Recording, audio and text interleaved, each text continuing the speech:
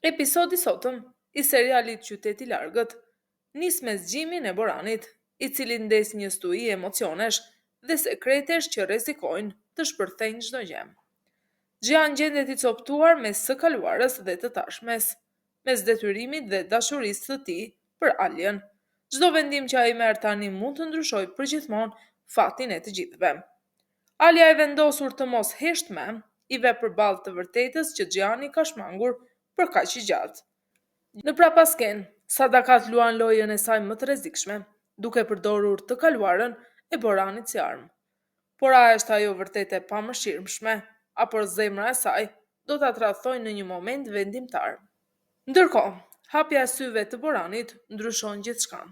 E kaluara që duke e mbyllur rikthehet fuqishëm dhe vendos Alien përballë një realiteti të dhimbshëm. Sadakat e falenderon Alien që i dha mundësinë Boranit të rikthehet në jetë. Pas gjimit të Boranit, doktori Alçini njofton se ai është në një fazë pas traume, dëmtimi i qendrës së të folurit. Mund të mos njohë askënd, hapja e syve është një hap shumë i rëndësishëm, por kjo nuk do të thotë se është një zgjim i plot. Në mjeksi, këtë e quajnë gjendje minimale ndërgjegjes. Disa reflekse mund të rikthehen, por vetdia nuk është kthyer plotësisht. Sadakati, por ai lëviz dorën, a e pe? E lëvizi përsëri, e pe dhe vet, i thot doktorit. Por doktori ja kthen. Po e pash, mund të ketë lëvizje të pjesshme, por kjo nuk do të thotë se mund të komunikojë. Nëse nuk ka njohje, nuk ka ende kontakt real, dhe për momentin është e pamundur të ngrihet në këmbë. Trupi nuk mund ta mbajë. Sadakati, djali im do të ecë, do të ndodhë edhe kjo. Do ta njoh familjen e tij, do të na njoh të gjithëve, do të shërohet djali im, ai nuk dorëzohet kurrë. Doktori Alçin, shpresa është e rëndësishme, por duhet edhe kohë, duhet durim. Nga ana tjetër, ai thot se komunikimi është i rëndësishëm, të dëgjoj zërat tuaj, ti kujtojmë gjëra nga e kaluara mund ta ndihmojnë. Fotografi të vjetra, sende që i ka dashur. Këto ndonjëherë aktivizojnë lidhje të thella në trum. Mund të rrini pranë tij dhe të flisni, ti tregoni gjithçka që ka ndodhur, t'ia rikujtoni të kaluarën. Duhet ta ndjej që ka familje, që ka një fëmijë, që ka arsye për t'u rikthyer. Sadakati, po ai do ta di, do ta ndjej, ai do të kthehet tek ne. Doktori Alçin, por më e rëndësishmja është durimi, pa e lodhur, pa e detyruar, duke ja lënë kohës. Edhe pse bëjmë gjithçka, nuk është e sigurt që do të kemi rezultat. Ka mundësi të përmirësohet, por edhe mund të mos ndodhë. Sadakati, me këmbgulje. Jo, nuk është kështu. Shikoje, ai do të shërohet. Djali im do të çohet në këmbë. Ne do ta mbushim zemrën e tij me dashuri. Ai do të luftojë dhe do të fitojë. Do të shërohet, patjetër që do të shërohet. Në atë moment, Sadakati drejtohet Aljes. Ai do të çohet në këmbë me përpjekjet tona. Do të çohet patjetër. Ti e ndeza atë shkëndijë të parë, falteja e është ende këtu. Edhe nëse rruga është e vështirë, ne nuk do të ndalemi kurrë. Prandaj ti dhe Gjihani do të divorcoheni. Mos u mashtroni, ai hapi syt, por nuk është kthyer ende në vete. Dhe kur të kthehet, gjithçka do të ndryshojë. Dhe ju duhet ta pranoni, nuk keni rrugë tjetër. Alia me zë të dredhur. Jo, nëse nuk e pranon. Unë nuk jam gruaja e tij. Nuk jam gruaja e Boranit. Gjani, Alia qetësohu. Alia, me e fort. Jo, mjaft me. A i tha se jemi martuar, por unë jam martuar me ty Gjian. Tani qëfar do të ndodhë? Do të më thot unë jam gjallë? Më një, qëfar është kjo? Askush nuk ka të drejtë të më kërkoj këte. Nëse Boran kthehet në vete, edhe nëse çohet në këmbë, duhet ta di këte. Unë nuk do të kthehem tek ai. Le ta dinë të gjithë. Nuk do të kthehem. Sadaka duke parë Gjianin. E pyet. Po ti Gjian, edhe nëse vëllai yt nuk e pranon, ti çfarë do të bësh? Gjani është për një moment, pastaj flet me vendosmëri. Ky nuk është një vendim që merret me detyrim, as nga ti dhe as nga askush tjetër. E vërteta nuk ndryshon, pavarësisht kujt i pëlqen apo jo.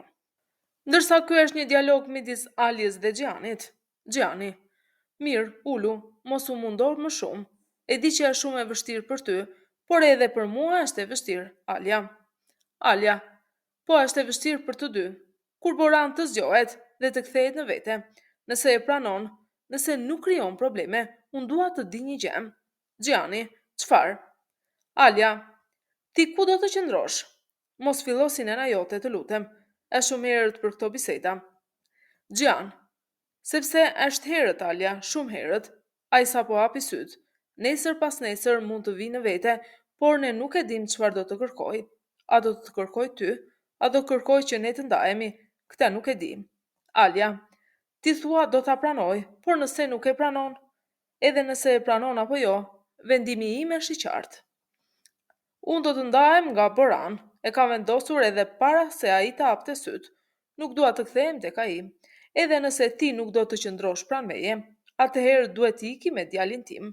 Prandaj dua ta di ku do të jesh ti. Gjani ngarkuar emocionalisht. Mos më detyro të jap këtë përgjigje tani. Zemra ime është e ndarë në dy pjesë Alja. Jam në mes të një zjarri dhe mezi po marr frym. Nga ana tjetër, Alja i kthehet me dhimbje. Po unë, mendon se nuk po vuaj, unë po përjetoj të njëjtën gjë si ti. Zemra ime po digjet, po coptohet. A nuk kam bërë gjithçka që munda? Ti rrezikove jetën, unë dhurova veshkën time. Unë dua që ai të jetoj dhe fal Zotit të zgjall. Por a duhet të jetë ky çmimi? A duhet gjithmonë ne të kuptojmë, ne të falim? A nuk duhet njerë të vetme të na kuptojnë edhe ne? Nëse askush nuk sheh dhimbjen tonë, nëse askush nuk kujdeset për ndjenjat tona, a nuk është kjo padrejtësi e madhe? Heshtje e rënd midis të dyve, tensioni mbetet pezull mes tyre. Nga ana tjetër, Sadakat ndjek këshillat e mjekut dhe i qëndron Boranit pranë. Sadakati, shiko, nare erdhi pranë teje, tha që i hape syt dhe në mes të natës vajza ime vrapoi vetëm për të parë, për ty erdhi. Shiko këtu është dhe Kaja, ai gjithmonë qëndronte pranë teje, pranë vëllezërve të tu, pranë meje. Boran, ti dhe baba yt, 4 vëllezër ishit. Shkonit kudo, uleshit me orë të tëra, bisedonit, të kujtohet? Sadakat përpiqet ta mbajë tonin të fortë, por emocionohet. Birë, unë kam qenë gjithmonë këtu, gjithmonë mbështetesha tek ty, vendosja kokën mbi supin tënd. Ti më tregoje histori, më tregoje barsaleta dhe unë qeshja. Ti doje që unë të qeshja gjithmonë. Kujtohu, Birë, kujtohu. Do të qeshim përsëri të gjithë bashk. Ti do të tregosh prap histori dhe unë do të qesh sërish. Do të jemi bashk, si dikur. Dalon për një moment dhe i tregon fotot. Shiko, kjo është familja jote. Ky është djali yt, gjaku yt, po pret për ty. Dhe kjo është gruaja jote. Shiko sa bukur jeni përqafuar, të lumtur. Dhe zëri njëkohësisht i dridhet. Hajde Bir, hap syt, ktheu tek ne. Këto ishin dhe disa nga dialoget e këtij episodi. Kush mendoni se do të bëj zgjedhjen më të vështirë? Gjana apo Alja? Mos harroni të na bëni një like dhe subscribe për më shumë përmbledhje dhe analiza të tilla.